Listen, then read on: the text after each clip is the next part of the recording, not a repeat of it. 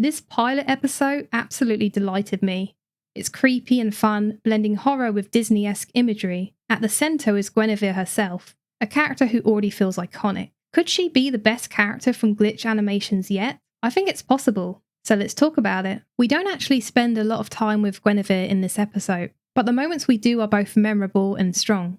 A flashback begins, showing how the android is treated like a slave and a toy by the young girl Olivia. She follows commands and then breaks them in a moment of traumatic malfunction. In one shot we see her fall from the sky, intestines stretching out like an umbilical cord which connects her to Olivia. It's horrifying and humanising, showing her powerless as she fights for freedom.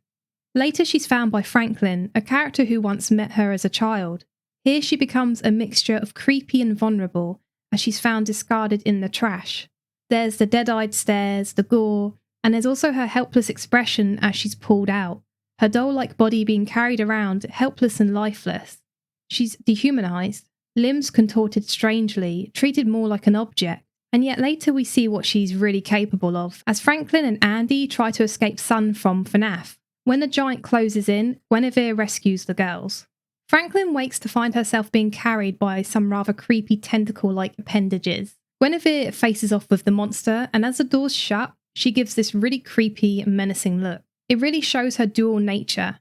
She's violent and protective, creepy yet vulnerable. The fact we don't get to see her destroy the other being only adds to her mystery and power, making her unforgettable.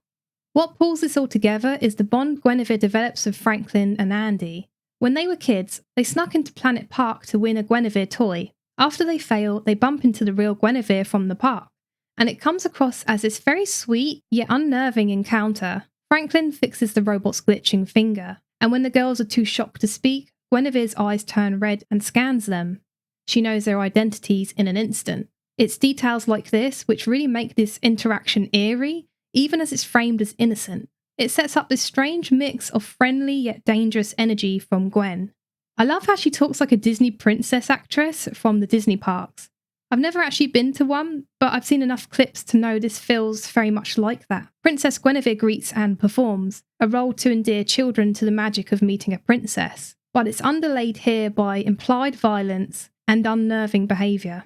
I love the framing of Franklin and Andy as they use the claw machine to pick up the plushie. There's a brief shot where both girls are framed within the machine, and it feels like a foreboding nod. While the girls try to win Guinevere, they are framed as potential prizes themselves. The question it raises is, will Guinevere's dehumanization extend to how she treats them? And given we learn Guinevere doesn't forget any guests, it hints at this almost obsessive tension. There's a great callback to the claw scene when Franklin finds the robot body.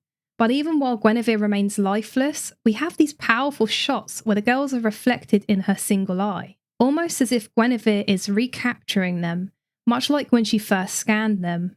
I feel as if she might develop a twisted obsession with her saviours, her knights. There's just something unsettling developing here, and I'm kind of hooked. Olivia's obsessive violence will have no doubt affected how Gwen sees the world, so I think we will get a character who's not good or bad, but morally grey. This complexity is just begging to be explored, and I'm so damn excited to see it happen.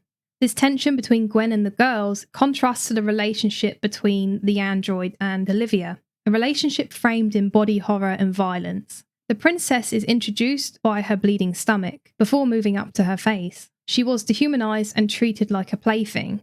Olivia pulling her by her insides is the most striking image of the episode. There's something really disturbing about a child pulling around this grown adult woman in a way that feels like a twisted version of the relationship kids have to Disney princesses. And of course, that's precisely what it is, a contrast to Andy and Franklin's first meeting with her. This show blends grotesque imagery with Disney aesthetics in a way that strengthens the horror, like how Gwen's finger glitches or her broken body contrasts with the fantasy version of a perfect princess, or the framing of her intestines spilling out before we move up to her face. The contrast to Disney makes it dark and poetic. It makes the body horror in Knights of Guinevere not just a simple device to unsettle us, but one with purpose and meaning, twisting the fairy tale aesthetics into something perverse. It messes with our perceptions and even the characters themselves. By the end, we see two versions of Gwen. The princess lives in a fantasy where Andy and Franklin are still children, untouched by violence. The android bleeds, suffers, and kills. A shocking contrast that makes her all the more terrifying. And it's this disconnect between the two realities which makes the body horror pop. There's so much to dig our teeth into for this first episode, from the characters and relationships to the building horror in the situation. And there's a real artistic care put into every aspect. I really can't wait to see what happens next. Thanks for watching.